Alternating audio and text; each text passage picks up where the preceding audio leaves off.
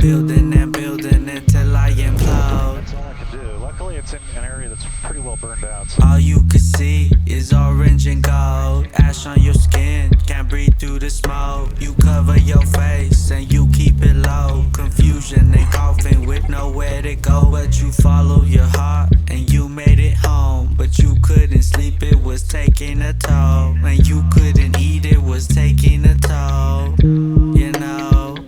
You know, I'm a wildfire of my own demise. Flames are getting higher, I'm burning up inside. I'm a wildfire of my own demise.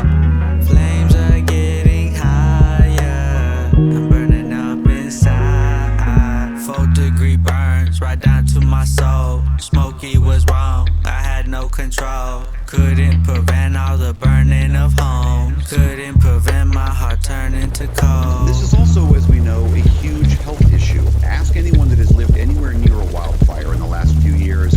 The sky turns orange, you can't go outside, you can't breathe. We know that smoke is dangerous for human health, and that smoke travels hundreds and thousands of miles. So it is a growing issue.